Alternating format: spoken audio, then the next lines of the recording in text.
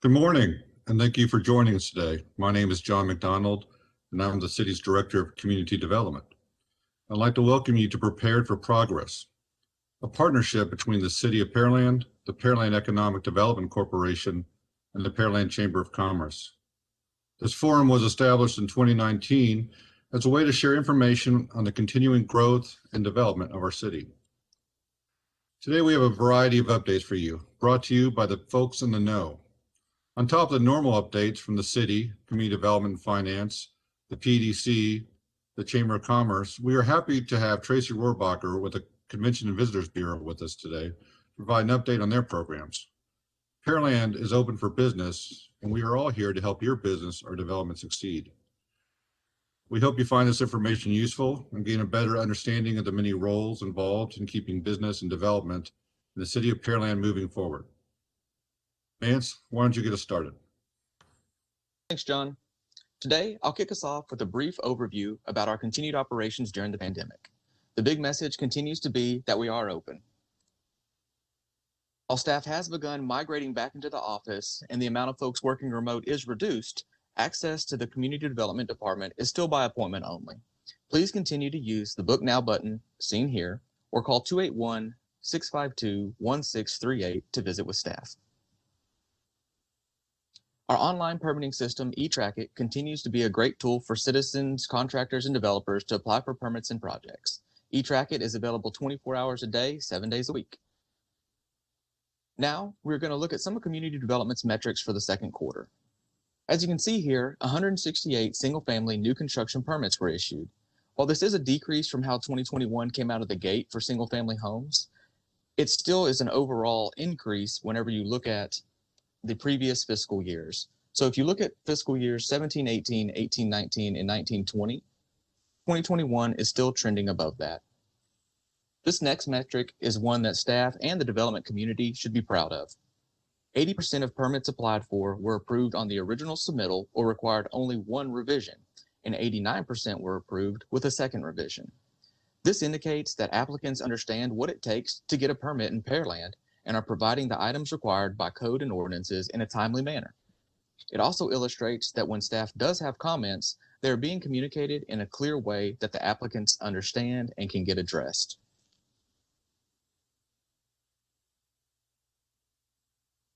Let me go back a slide. We had a big quarter in commercial valuations, with $141 million being reported in commercial job cost. If we look at our table, we can see that in January, down here at the bottom right, 117 million of that 141 came in just that first month. 9 permits were processed or were issued for commercial new construction, creating 129,000 square feet of new space. There were 45 projects total issued in the second quarter, commercial projects total issued in the second quarter, and 5 of them had a valuation of over $1 million. If you look on the right side of this slide, you'll see the 5 permits listed with $1 million valuation or higher. It's important to note that 4 of them were actually CIP projects or capital improvement projects. These are projects the city facilitates, and you'll see we had a water treatment plant, a water reclamation expansion project, a fire department, and the animal shelter were all part of those top 5 for this second quarter. Bouncing over to planning, staff processed 1 zone change, 10 conditional use permits, 21 plats that created 242 new lots, 1 planning and zoning variance, and 3 zoning board of adjustment cases. As always, our urban forester continues to have fun things going on, and on March 20th, Community Development and Parks and Recreation teamed up with Keep Pearland Beautiful, along with the help of 200 volunteers that planted 1,000 trees at 2 different sites here in town. Big thanks to Jerry, our urban forester, and to all the volunteers who made this event such a great success and had a great time doing it. To finish up community development's metrics, we will take a quick look at development services numbers. Staff facilitated 69 meetings the second quarter of fiscal year 21, 8 pre-developments, 32 consultations, 23 residential pre-developments, and 6 development review committee meetings, along with assigning 112 new addresses. From here, I'll hand it over to Eric for an update from finance.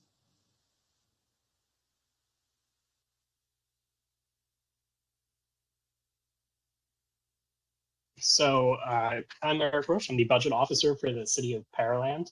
We are getting ready for next year's budget, but I've got a short, brief update. I won't bore you with 50 pages of slides or anything today. Let's go to the next slide.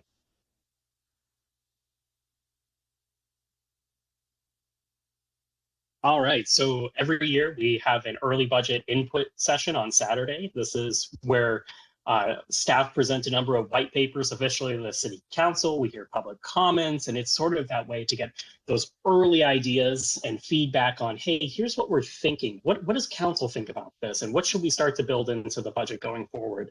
It was great. We had some really wonderful discussions about really high level things, but also things like buying boats for our fire department so that in the event of high water events, we are able to perform the rescues that are going to be needed. That was about a 4 or 5 hour meeting. We got a lot done. All of those white papers are available online on the budget site, as well as a recording of that session if you'd like to view it later. Next, we are going to finish up our projections for this year, meaning we're going to do some analysis and figure out where we think we're going to end the year financially, and make those adjustments to our budget going forward. And then the big part is preparing next year's fiscal budget. So that'll be brought to council in early August, and that'll be unveiled. We kind of hope that it's not a surprise and that it reflects what the community desires and what the city council has directed us to do.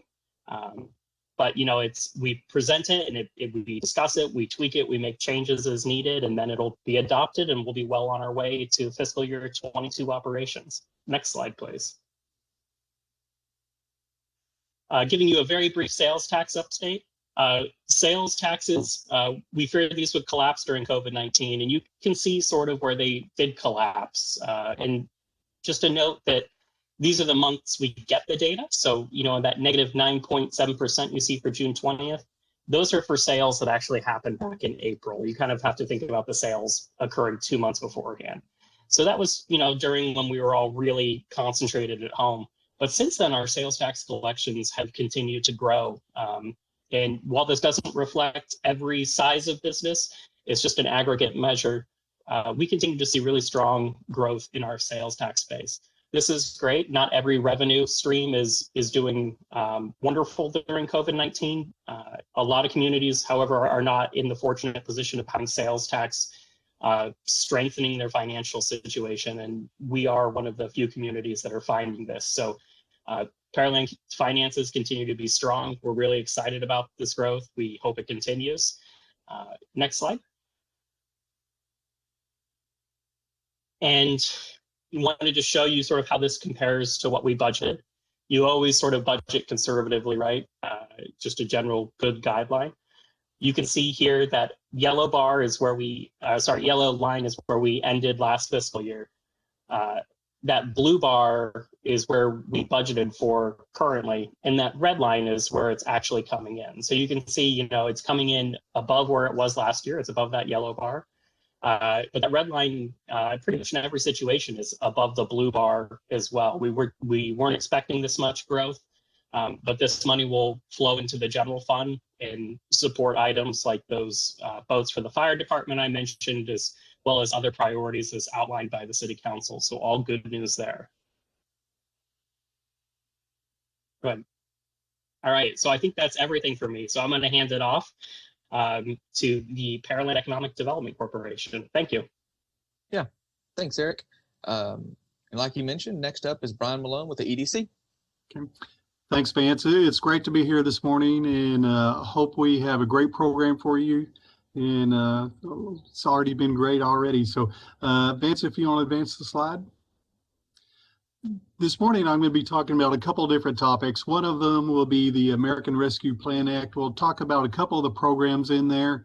And then the other thing is to do a lower Kirby update. Talk about a little bit of what's been happening out there in terms of some of the past history, the streets and programs, and then some of the actual projects that are going on today. Next, please. One of the biggest programs, obviously, that has been happening across the United States is COVID pandemic relief programs. The 2021 American Rescue Plan Act, which was passed by Congress earlier this year, has some unique things that previous programs didn't have.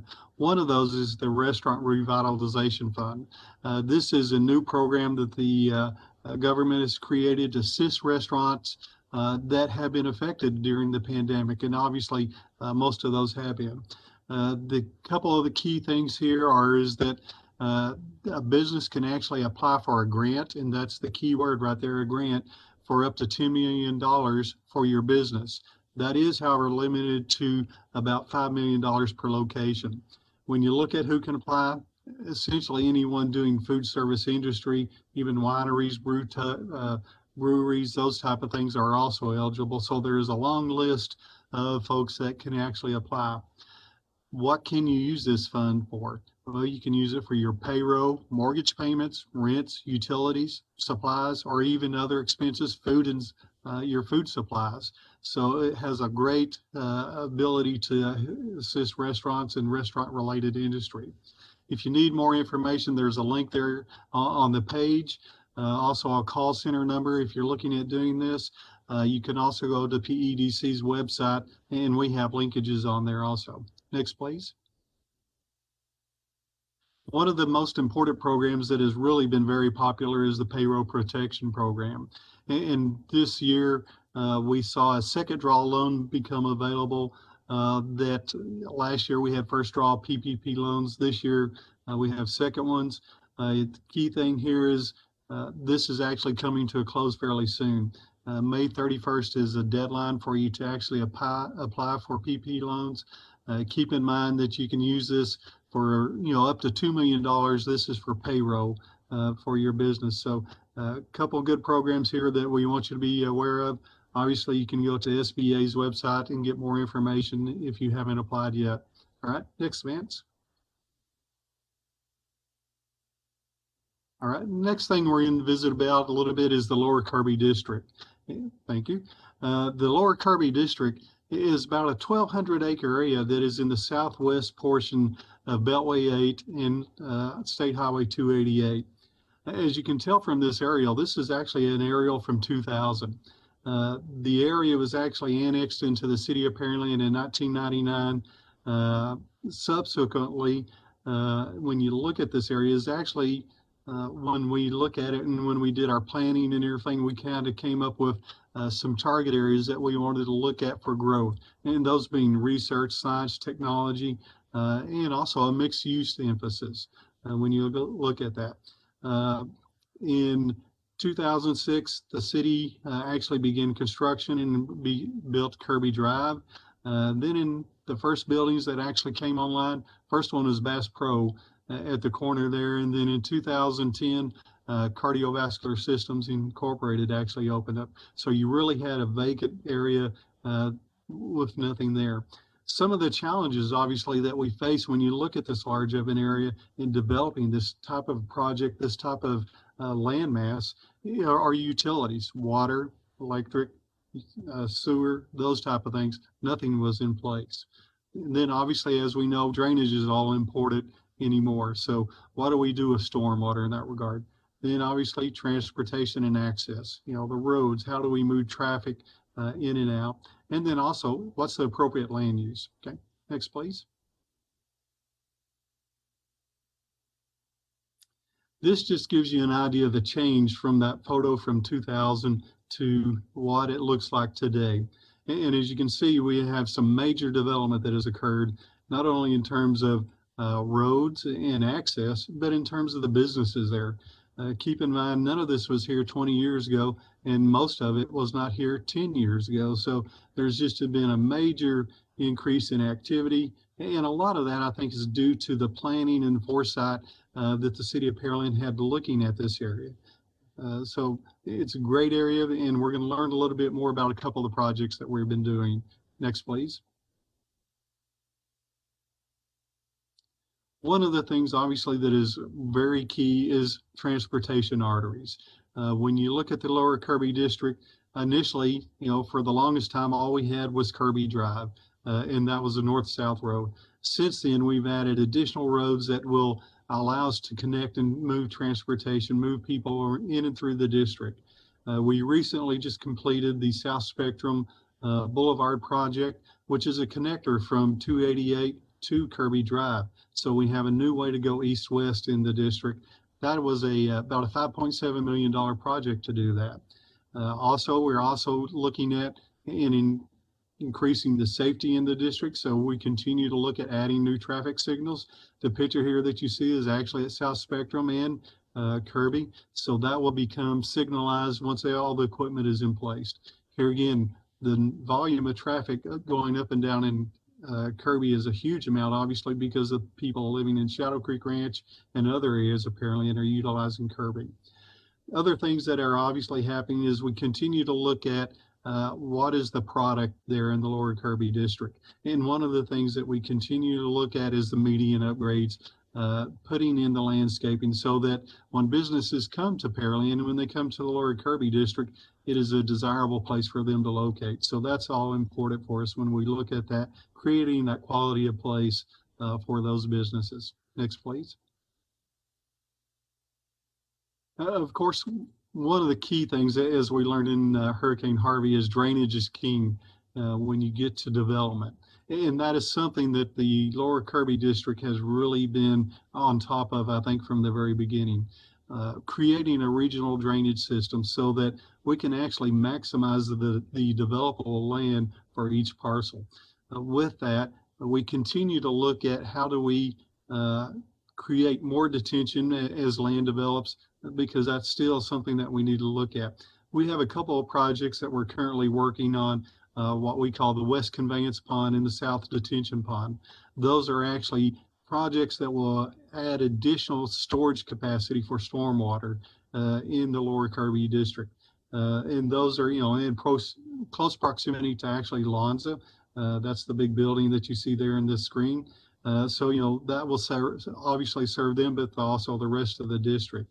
We'll begin construction on those later this year. We still have to bid those, but it will add additional capacity for our system. Next, please. One of the other things, obviously, is we still have to move water from the businesses to our drainage system, to our retention ponds. So one of the projects that is currently actually underway is what we call Laterals 2 and 3. Laterals 2 and 3 are actually being constructed on Kirby Drive in front of MHI and then also up towards cardiovascular systems. These laterals are very important so that we can actually move the water from the property and then put them into the conveyance system of the Lower Kirby district. We're actually doing about 2,000 feet here of linear feet of about 8x8 box culverts. Those are really large culverts and will move a lot of water. This project is about a $1.4 million project. Lower Kirby Management District is doing this. Construction is underway. We've actually been in the process of relocating the trees up and down Kirby. So we're actually saving those trees, taking them, and we will be planting them elsewhere in the city of Pearland. Right, next, please. One of the key things that we really realized, and I think the district and the city of Pearland realized, is that quality of life matters. And that matters even in a business area. And so the Lower Kirby district really looked at, how do we maximize the development of the district? How do we make it desirable for employers and for their employees to be here? So one of the things that was done was a master plan for parks throughout the district. This just gives you an overview of all the different things that eventually will happen. Some of those park features are already happening, and we'll talk about a couple of those in a moment. But as you can see, there's a lot of green space, a lot of walking trails or biking trails in that regard, and then also a lot of water features. We're using those detention ponds as water features, and also obviously, are able to amenitize some of those. Right? Next, please. One of the areas that has really been under construction and has really progressed well is the park at Ivy within the Lower Kirby district. This is a joint partnership with Modern Green, Lower Kirby district, City of Pearland, to look at how do we create a destination area for a commercial development. This area, actually, this is the schematic that was drawn up, and it really has moved very far along. This is about a total of a $3 million project. Next slide, please. And this just really gives you an idea of how that schematic went from a vision to actually being laid out and constructed. You have an amphitheater, you have parks, and then you also have numerous trails emanating around the park here, going around the detention pond. We're actually in the process of setting a bridge across Clear Creeks that will connect to the lower to the Shadow Creek Trail system. So thereby giving people more access, more places to go up and down and do recreation.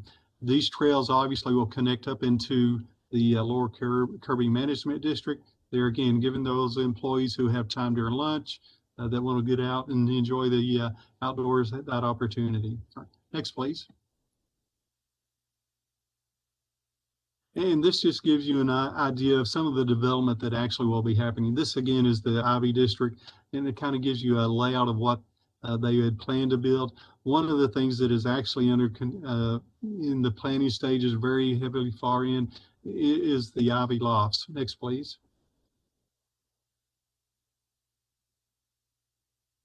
The Ivy Lofts are a mixed-use project that are actually in the permitting process right now with the city. This will be a 332 unit loft apartments. Cost of this project is a little over $38 million. The developer is Suba. But this gives you an idea of when we talk about a mixed use district, what we see happening. Manufacturing in specific areas, and then also lighter, more residential usage, and then some commercial development. So this is a great project. We're looking forward to seeing it complement that Ivy Park. All right, next slide, please. One of the key things I think that, a lot of times we see the development, we see the roads, and we see the parks, but a lot of times we don't correlate what is the end result. And the end result, when we look at those things, are the assessed value. When you look at what the assessed value was back in 2011, there was possibly, $50 million of investment, property investment there. Today, it's over 362 million, and actually, I think we just saw an adjustment the other day, so it actually is a little bit higher. But when you look at that growth, because of these projects that we have come into Pearland, cardiovascular system, Merit, Dover, Mitsubishi, Lonza, Tool Flow, PT Solution, Interest Hauser, those are really what is driving this increase in value and creating a great product. The other key thing is obviously there's over 1,500 people working there now. 10 years ago, there was hardly no one working there. So that is how we're changing one of the faces of the lower Kirby district, how we're changing one of the faces of Pearland and making a better place for us to be. That's all I have for today. I appreciate your time. And if you have any questions, next slide, Vance. You can reach me at this email. My phone number is there. And then also, if you need information on Pearland or the programs, the recovery programs, you can go to our website at www.pearlandedc.com. Thank you. Thanks, Brian. Next up, we have Ann Struhall with the Chamber of Commerce. Hello there. Good morning, everyone. Thank you, guys. As Vance said, I'm Ann Struhall. I'm chair of the board of the Pearland Chamber of Commerce this year, and just wanted to welcome everyone to this morning's session. Next slide, please. We started out the year with a great state of the city. This was our luncheon that we held in February with a new mayor. We decided to take on a new look of our luncheon, and we had, of course, Mayor Cole held a panel discussion this year with some of his key leaders in the city management. So we had Clay Pearson, Trent Epperson, Ron Frazier, and Matt Buchanan as part of the PDC president and CEO. It was a great luncheon. We had nearly 300 people in attendance. The feedback that we got immediately at the end of the luncheon was it was great. It was good, refreshing to see the panel format and hearing the different aspects of the leadership in the City of Pearland being able to present what's going on in their world. And the panel discussion was a great format that we got the feedback for. They said they'd like to see that done again each year. So with new things come new ideas. And so we had a great time at that luncheon. People are beginning to come back out from the pandemic with safety, of course, in mind. And we had safety practices and protocols in place for that. Next slide.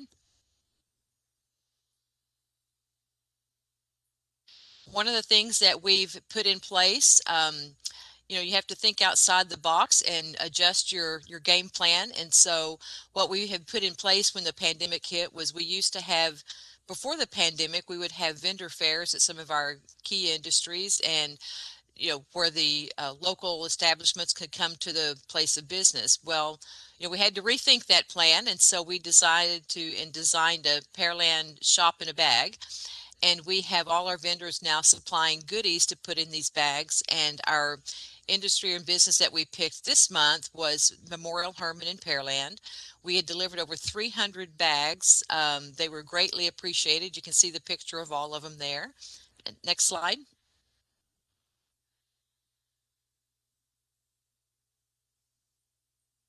And you'll see that there were the Memorial Hermann employees that were there to greet us and welcome all the bags and our chamber staff. We also had Central Texas Barbecue providing some delicious food there for them. So every month, like I said, we pick a different business to focus on, and we're so happy that all of our vendors and businesses in Pearland are willing to support this project and supply the goodies that go in the bags. They're greatly appreciated, and I think the employees, it's not necessarily the same goodie in every bag, so the employees gets a fun chance to kind of barter with each other and swap the goodies and coupons and items that they get in those bags. Next slide.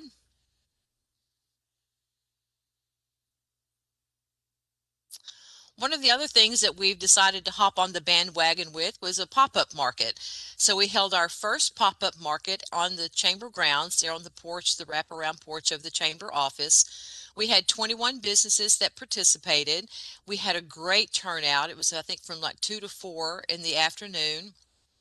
Great opportunity for the vendors to come out and show their wares and sample their products, buy their products.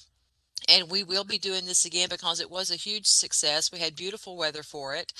We'll do our next pop-up market at the Pearland Town Center. Don't have the date for that one as yet, but it will be open, like I said, to vendors to come in and show their wares, being that we are able to do more, having better success doing is outside events with the pandemic and where we had more space outside of the chamber for this particular one, and it worked out very well. Next slide. One of the things that we have continued since the pandemic started was our Chamber Connects events. These are Zoom calls that are Facebook live streamed interviews on various topics. We also welcome any topic that you would like to see promoted and expanded upon. We welcome any ideas for those upcoming Chamber Connects. Next slide.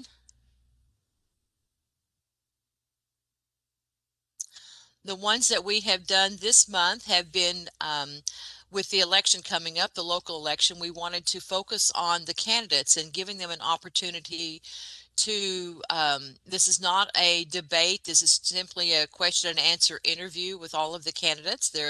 They get to select questions at random. They pick a letter and we give them the question. They have all the questions in advance, so they are prepared to answer anyone that they might be asked.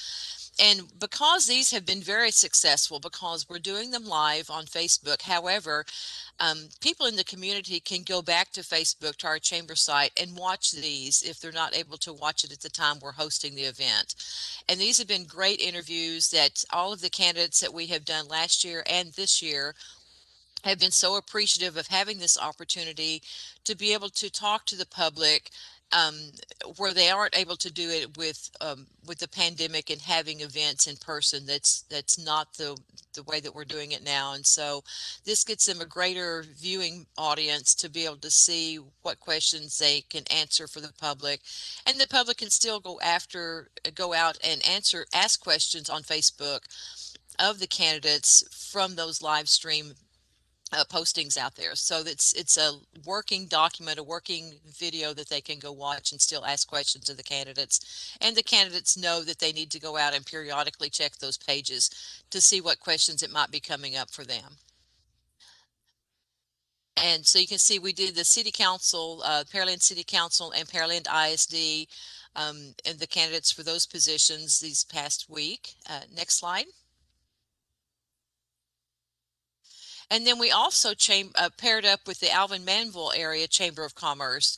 This was a new partnership. We've not done that before, but because there are more than just Pearland ISD that are in the city limits of Pearland, we incorporated this one with the Alvin ISD and their school board elections that are coming up. So we also did the 3 positions that are on the ballot this year, and had great turnout for all of these. And same thing with the city council ones from the Pearland, is that these are still out on Facebook, on the Chamber of Facebook page. So we encourage everyone to go out and watch them. You know, if you can't remember what they said, go watch them 2 or 3 times to make sure you're making an educated choice on your election and the ballot when you get to the ballot box. Next slide. These next few slides are going to highlight our membership luncheons. Our next luncheon is May 20th on Thursday at 11:30 a.m. And we've thought that this was very applicable at this point in time. We will have Dawn Lawless with Counseling Connections.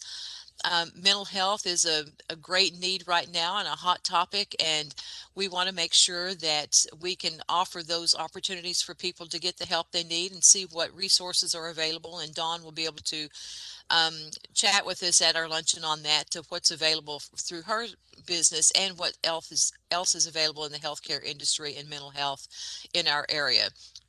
Next slide.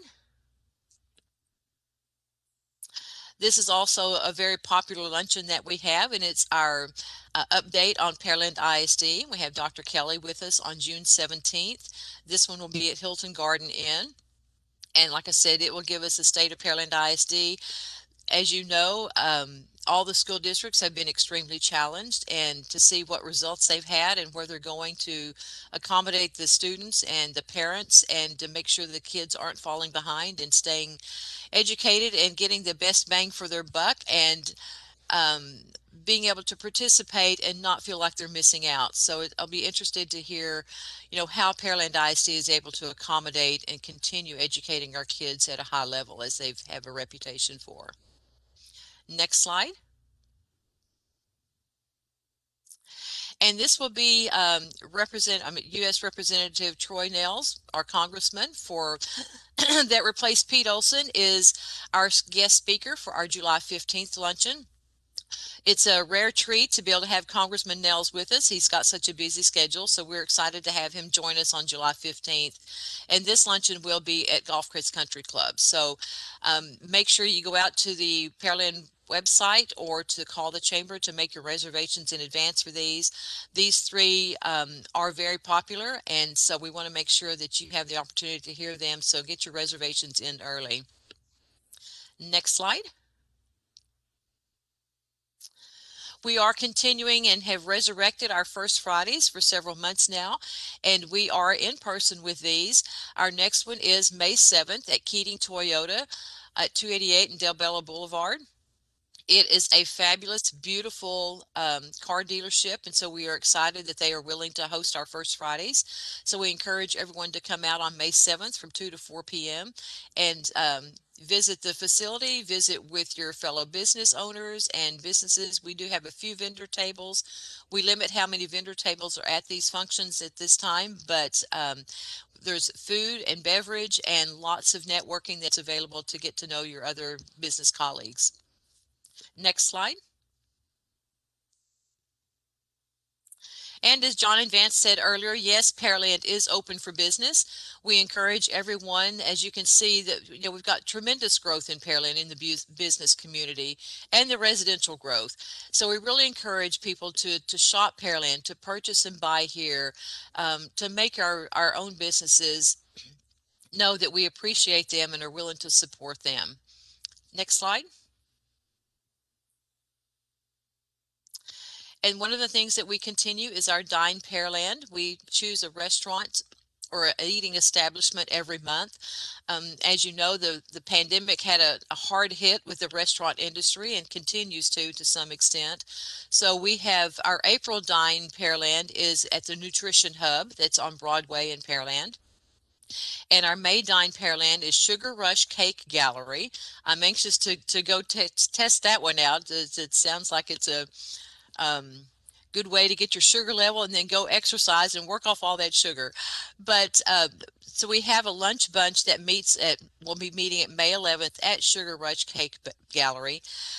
Both of these, April's and May's Dine Pearland, Nutrition Hub and the Sugar Rush Cake Gallery, these are opportunities to where we encourage people to go and visit these restaurants and these eating establishments. Make them know that you are there because you saw that they were the diner of the month or the eating establishment of the month through the Pearland Chamber, to support the chambers, promoting businesses, and to support these restaurants. So don't think that you can only go on May 11th to go to the cake gallery. You can go there at any time during the month and help promote that business. Next slide. Some of our popular committee meetings, most of them are still by Zoom. Some we will start doing into hybrid, where there's some in person and Zoom for those that still are not comfortable with coming in person. One of our popular committees is our healthcare committee. That next meeting is May 7th, the same day as our First Fridays. Our Shop Pearland meeting is May 11th, same day as our lunch bunch that goes there.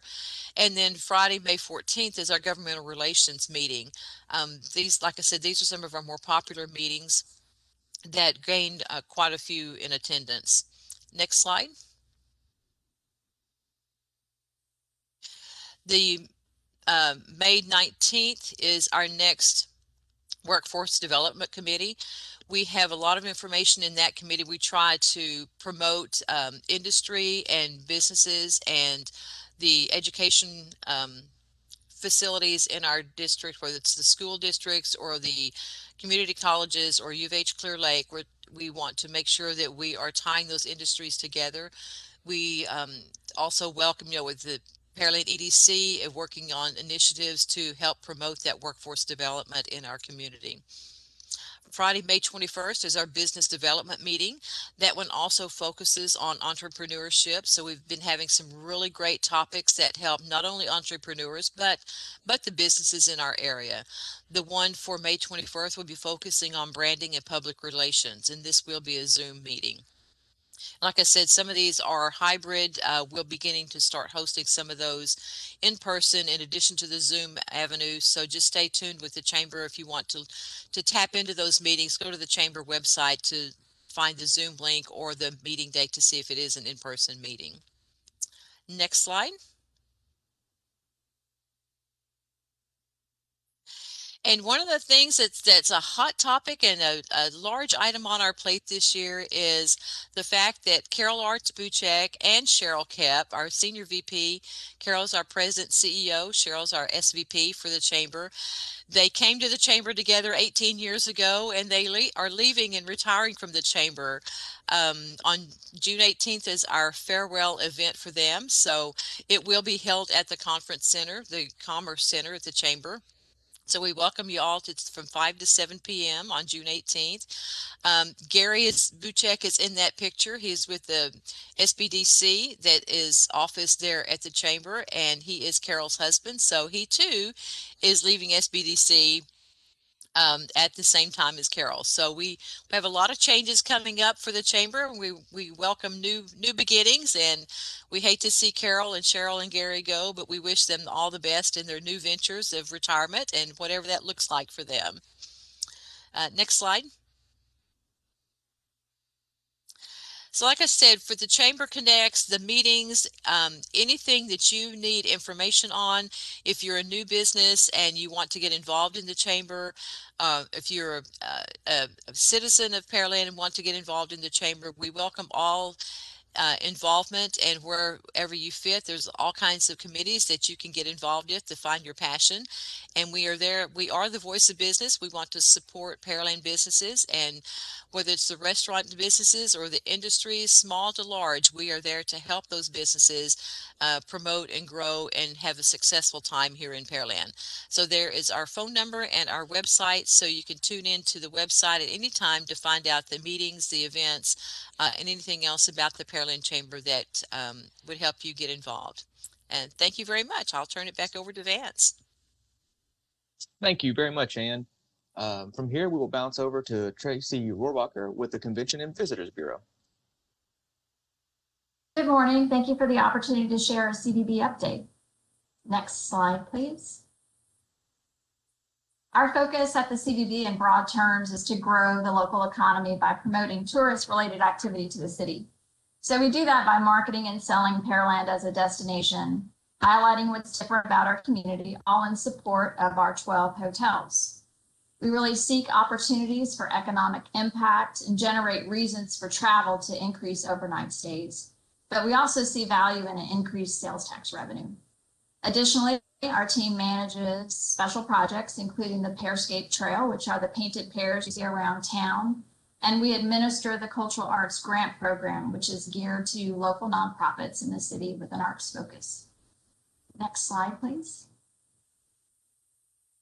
Looking at our hotels by the numbers, we have 12 name brand hotels here in the city, comprised of 968 rooms. 58% of the ownership of the hotels are Pearland residents, so business owners that live and work here in the city. Guests staying in our hotels pay a 13% occupancy tax, which includes state and local. The tax is collected by hotels and remitted on a quarterly basis to the city. Next slide, please. When we look at that tax rolled over cumulatively on an annual basis, starting with fiscal year 2013, we were coming in at, it's ranged anywhere from 1.2 million. And then during Hurricane Harvey in 2018, you'll see that we had impacts from Harvey with increased revenues that got us near the 1.6 million mark. And then dramatically contrasting is the 2020 impact from the pandemic and the oil glut, where we saw the biggest decline in revenue in 2020. So our goal as the state reopens and travel restrictions are lifting, we want to work to climb back to our fiscal 2019 revenue numbers. That's our target here at the CVB. Next slide, please. One indicator that we track for our hotel activity is occupancy.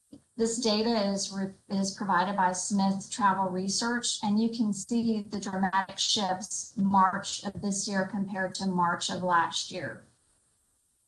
So if you just look at the dramatic differences, March of this year, we're experiencing 80 to 90% occupancy rates, which was due to the activity for the Houston Livestock Show and Rodeo at NRG with the students competing and showing, and also impacts from the ice storm, as well as events that we were holding here locally created that occupancy level.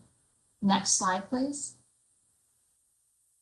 As we begin rebuilding in tourism, we recognize the importance of sports-related tourism. Youth sports has been very pivotal in our recovery. In November, we hosted a girls' youth softball tournament that generated room nights and an estimated economic impact of just under $400,000. We have additional softball tournaments on the calendar, with one happening this weekend and another coming up in a couple weeks in May. So we are excited to be a host for USFA. Additionally, festivals and events are another draw for visitors. We have events in the planning stages on our calendar for May and beyond. And also, we take this opportunity to highlight our hospitality and tourism partners that are comprised of locally owned restaurants, shops, breweries, attractions, and really things to do here in the city. Next slide, please.